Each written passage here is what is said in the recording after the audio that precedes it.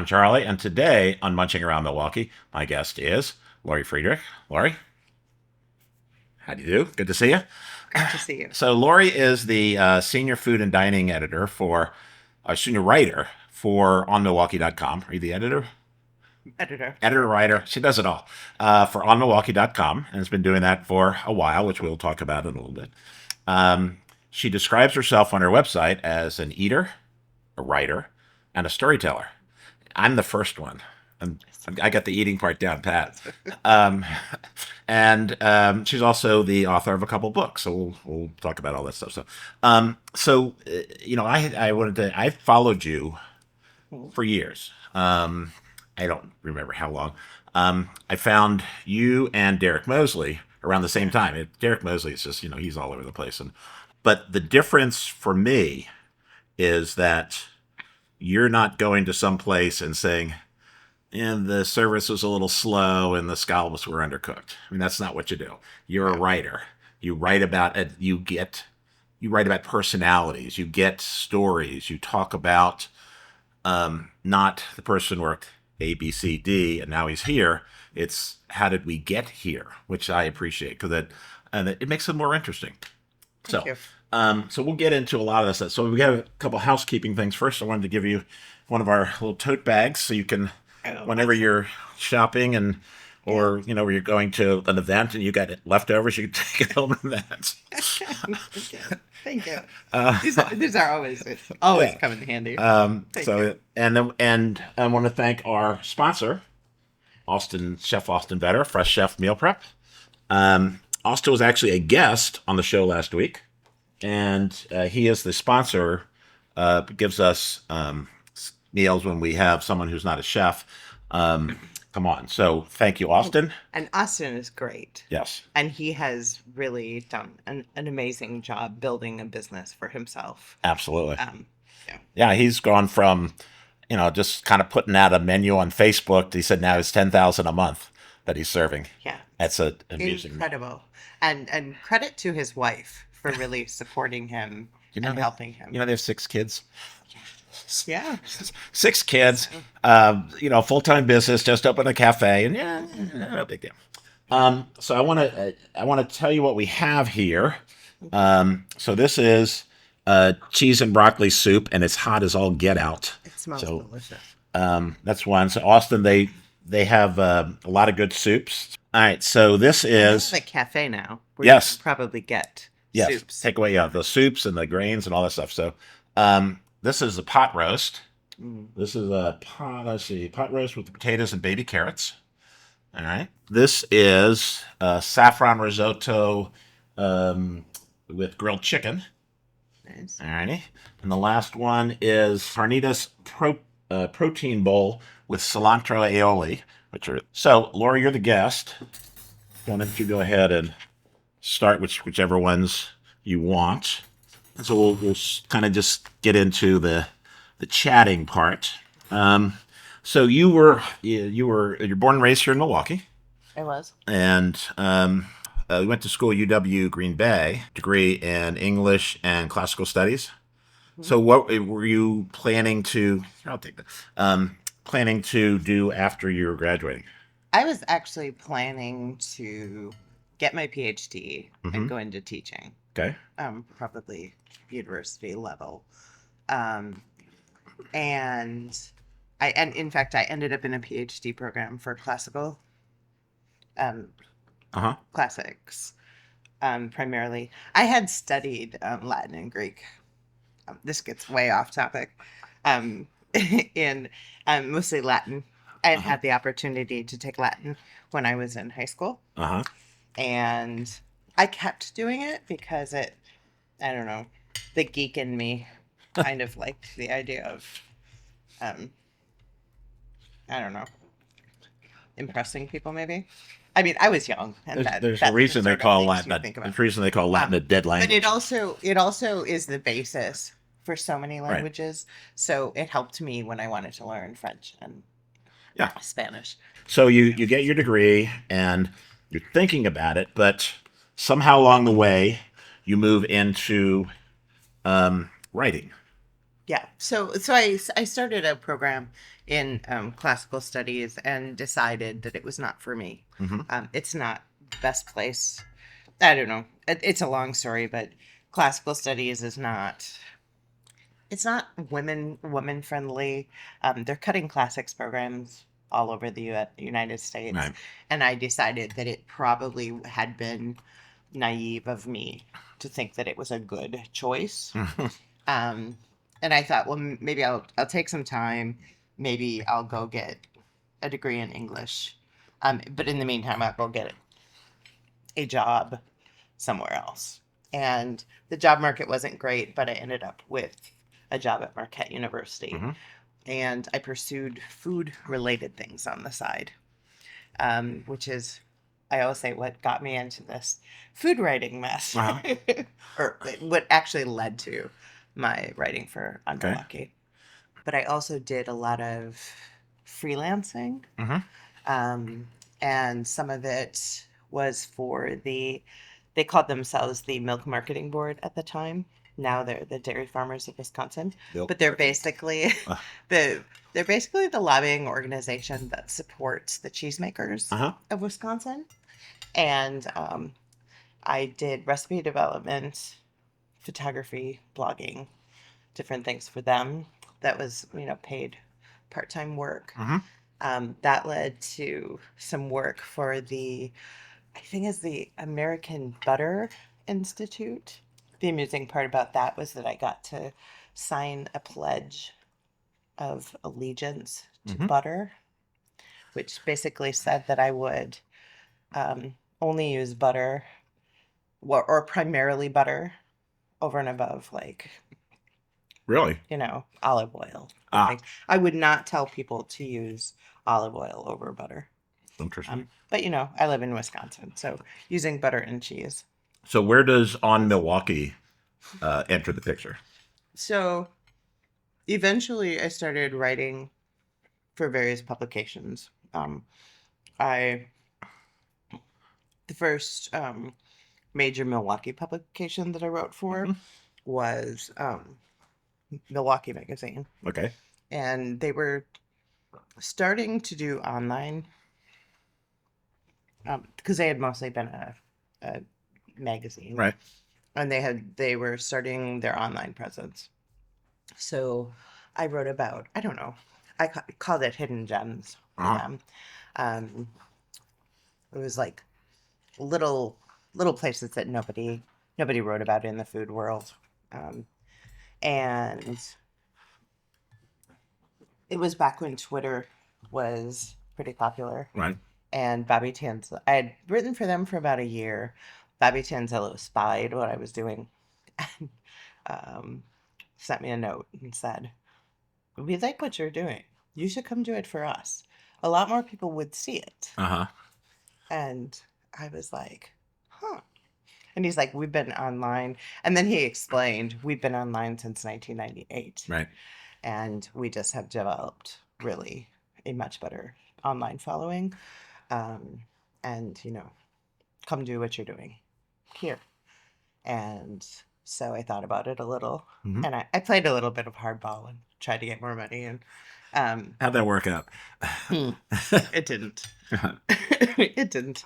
But I did end up taking him up on that offer and going and working over at Milwaukee. So I did freelance for a number of years, and they liked what I did, and ultimately figured out a way to. They had to create an entirely new position because they didn't have someone covering food, Mm-hmm. and so I didn't replace anyone. They simply created Really? a new. Yeah, they added a new position. Huh. That's interesting. So you've been there for a while, and some of the things that I've seen that I like, and I'm going to show you. I want to show.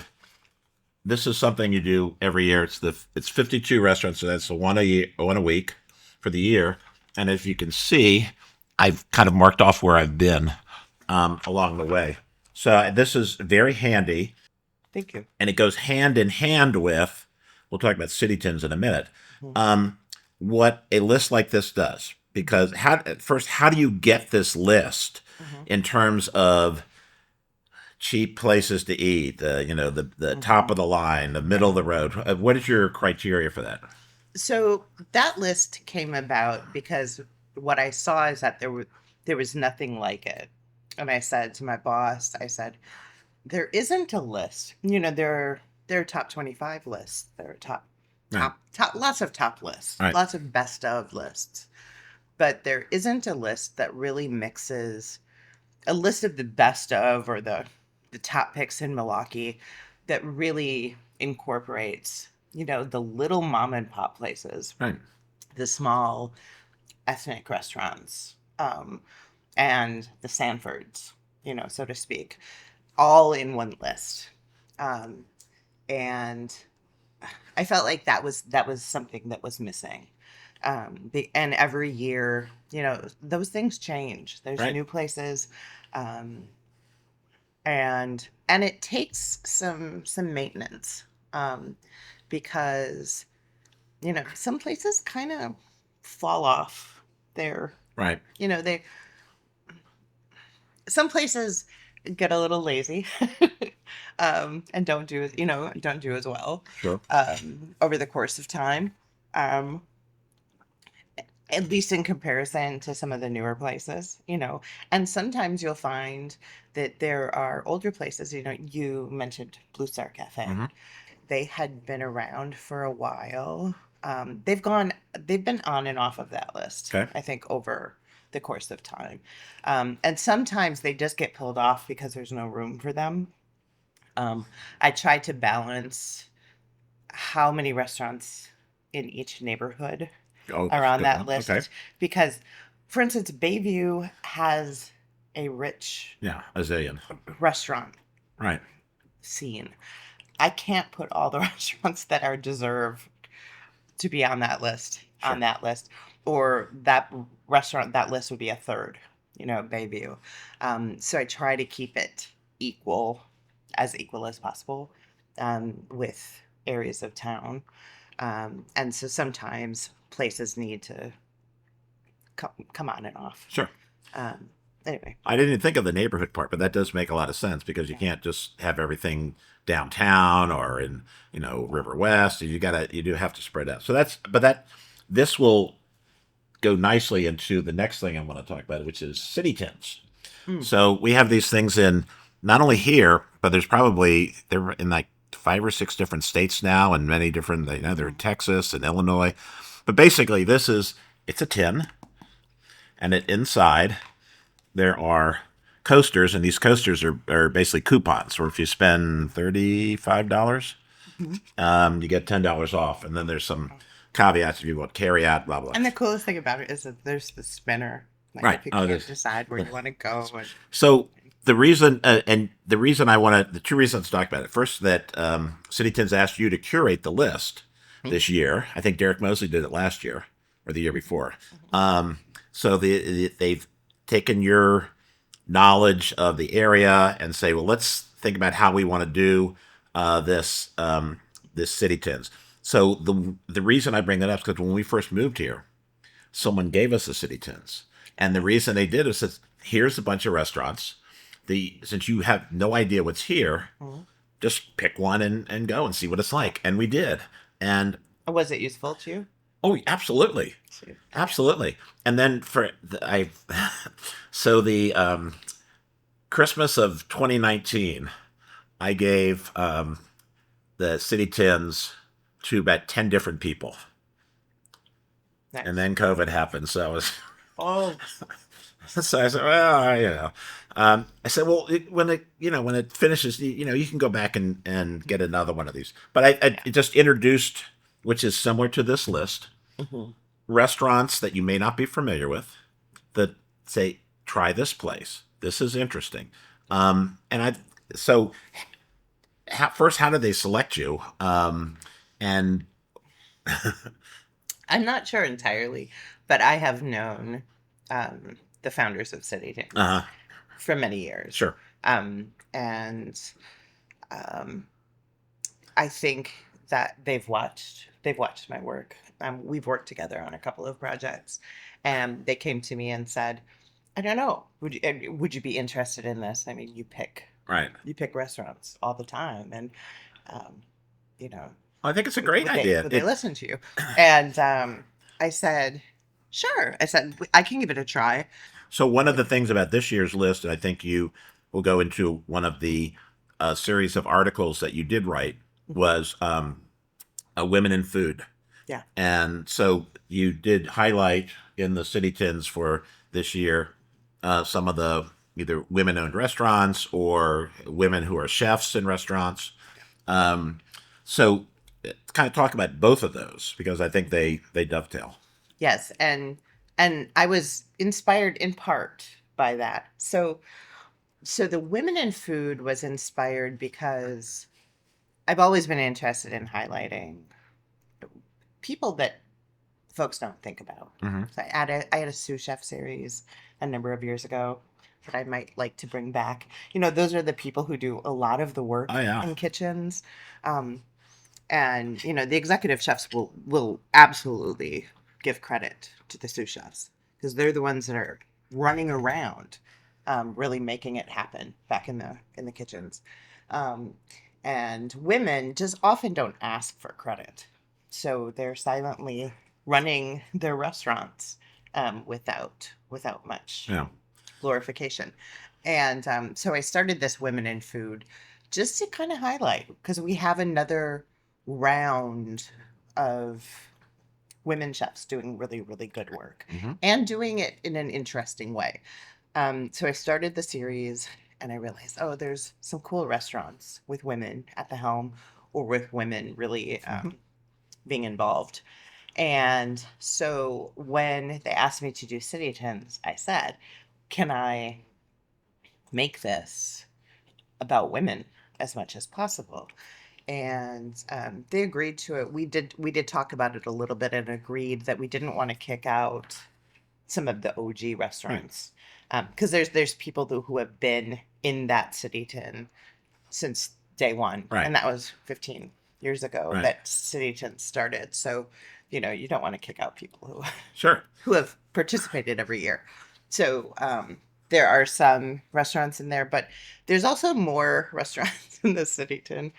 There were as many as we could fit in the tin, but I think at least 20 of them are woman owned.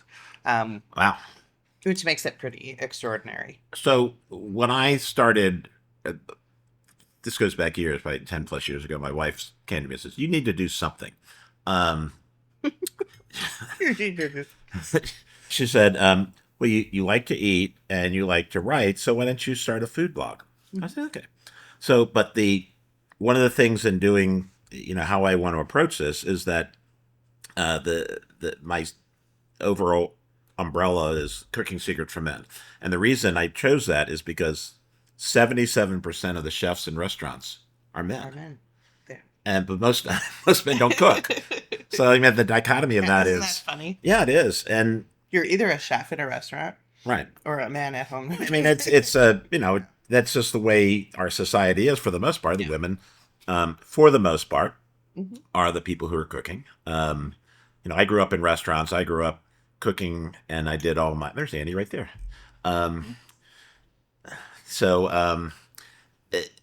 Cooking, and when my wife has a pretty high-powered job, I was taking care of the kids, and it wasn't any big deal. So, but if you go higher up, the head chefs, it's almost 80% are men.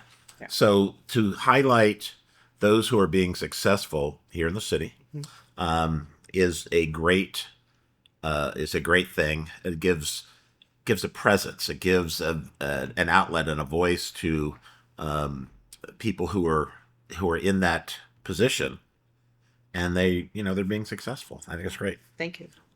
Yeah, and they definitely have a different perspective.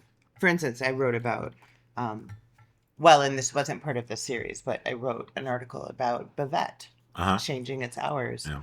And it's primarily, she went down to pretty much a lunch schedule for that. And it's primarily because she's a mom now. Right. And her daughter is in school, and her daughter was starting to miss her every day when she came home from school. And she's like, I want to be a working mom, but I don't want my daughter to completely miss me, Right. every day. And so I want to be able to shift my, you know, and I have the power to do that because I own my own business. Right. So Well, that's Nell Benton was in the yes, same place, but she's pivoted to sell real estate, and she's yeah, from what I can understand, she's been very successful at that. hmm But people who are driven are usually successful in whatever they choose to do. So good right, for Nell. right, Um, and and then Bavette too was Karen Bell. hmm When she was here, she was talking about that, trying to how do you balance that stuff, and and yeah, I think she made a decision that was right for her. And somebody said, they said, I hear Bavette's closing. I said, I'm not no, closing. I said, they're just serving lunch now, and they're going to have the yeah, butcher shop, and they're going to have the front of the store. So do you cook?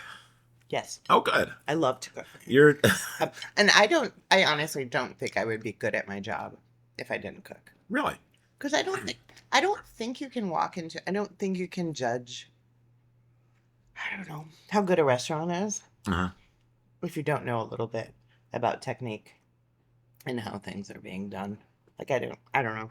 no, that's a fair point. Um, But I mean, I think you have better insights into how things are done and if things are being done well. If well, there are people that you and I know Mhm. that are foodies and are omnipresent all over town who do not cook, That's true. and which is fine. Mhm. But I just thought it was an interesting question, because you never have really, that I've seen, talked about what you're doing at home. So I thought, let me ask her. Yeah. No, Um, I don't have a ton of time, but occasionally I'll throw out. There are some. If search pretty hard on on Milwaukee website, mhm. there are some recipes from me there. Well, Occasionally I'll throw. let's pivot to your books. You've written two books, Mhm. and I think one was that a year or so ago, and the other one I guess had to be before that. A while ago. Yeah, two books. The latest is a cookbook, Uh, and it features.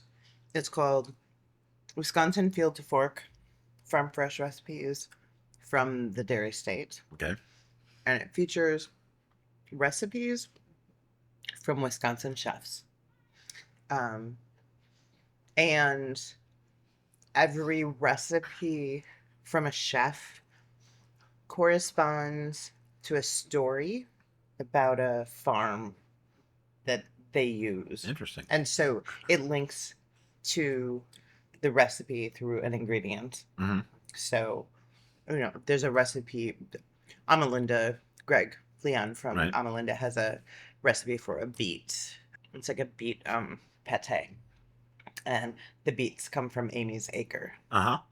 And so I think these carrots are from Amy's Acres, if I'm not mistaken.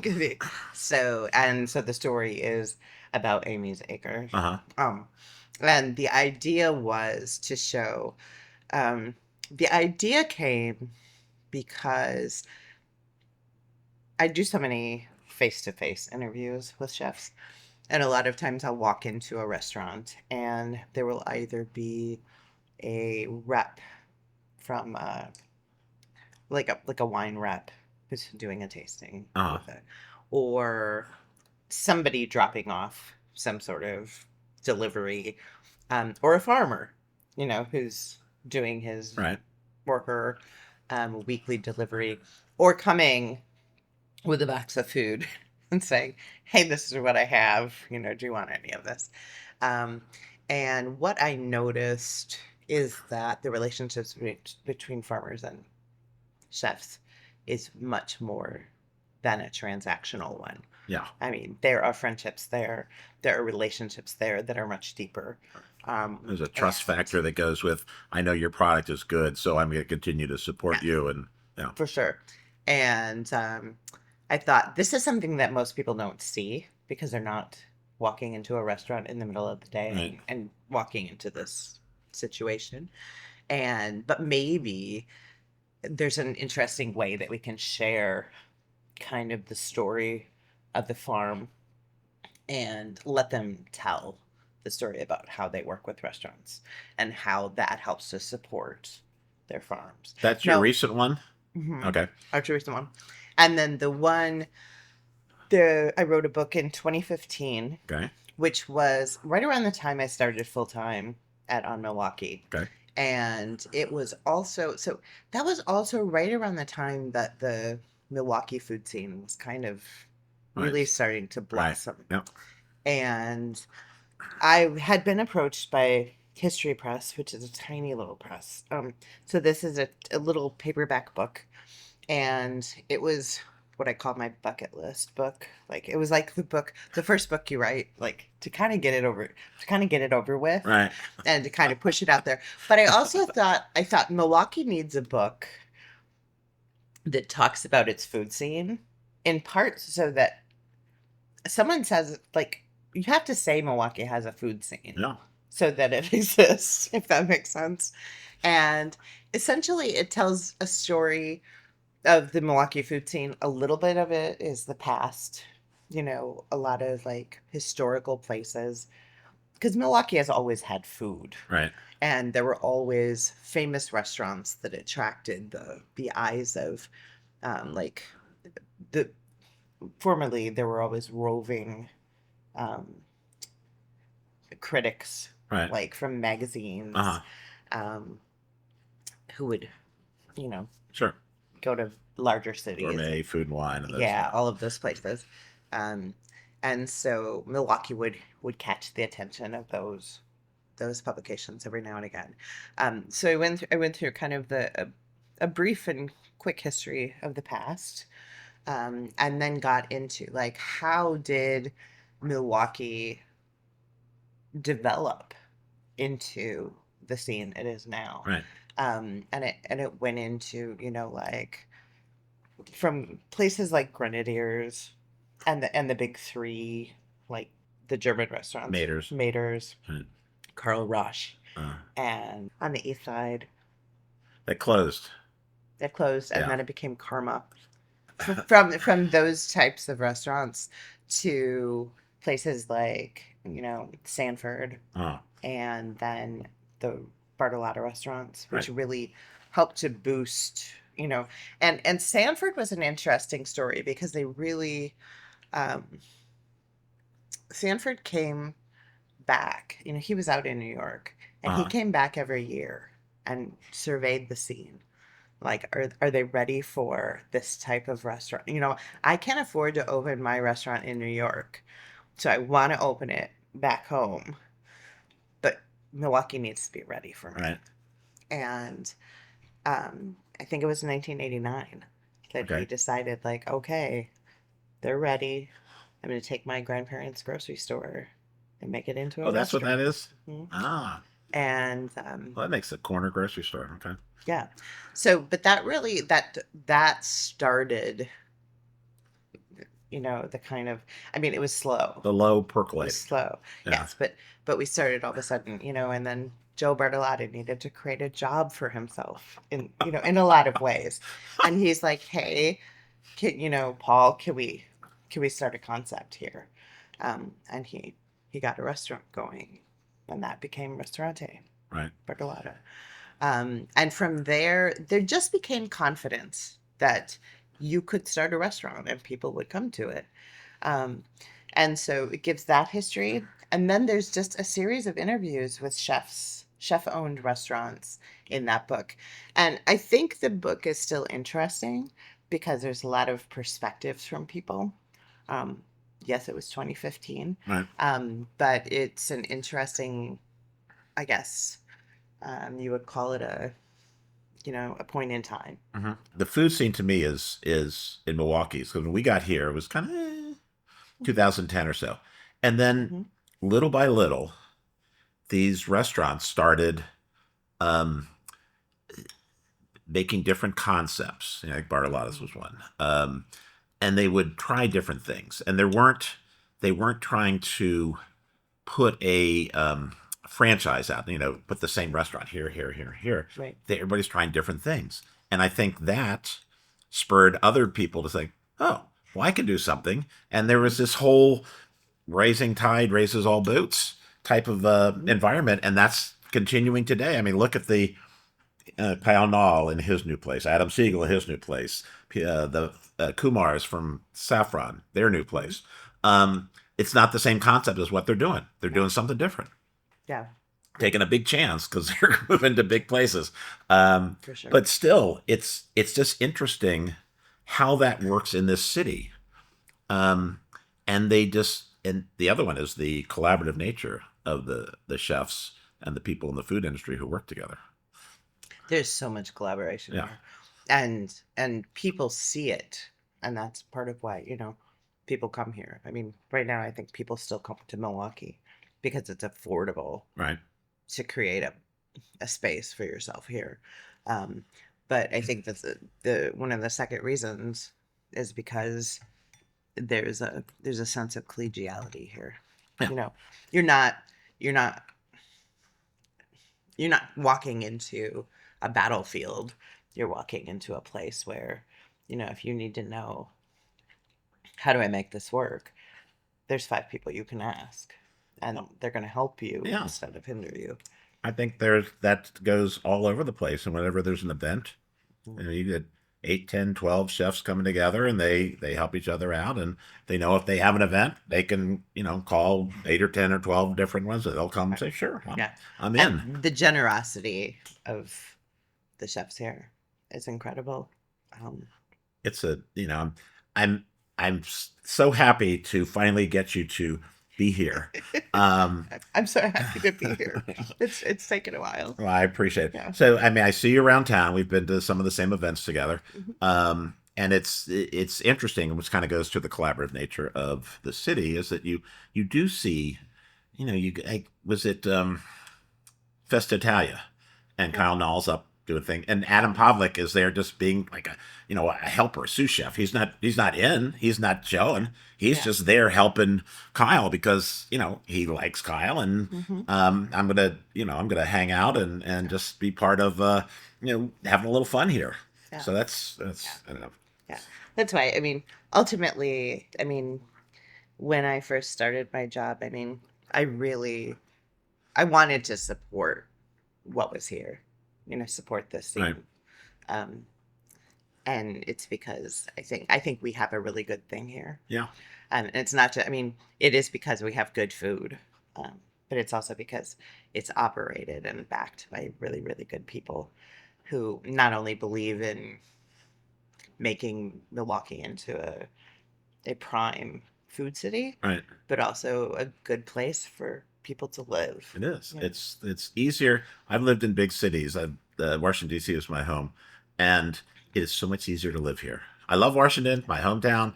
Yeah. But it's so much easier to live here because people think if you sit through a light cycle, they're in a traffic jam. I say, no, no, no, no, Right. no, Right. no, no, no, no. Yes. People think if you have to park a block away. Oh my that God. it's- Yeah. So, Yeah. Yeah. yeah, it's a great city. Love the food scene overall. There's just so many different places. And I love that all the food writers that I can think of are all excellent in their own way. They're doing different things. As I mentioned, I like what you do because it's more storytelling and more insightfulness into the person as opposed to the actual restaurant itself. And there's a place for that in everything.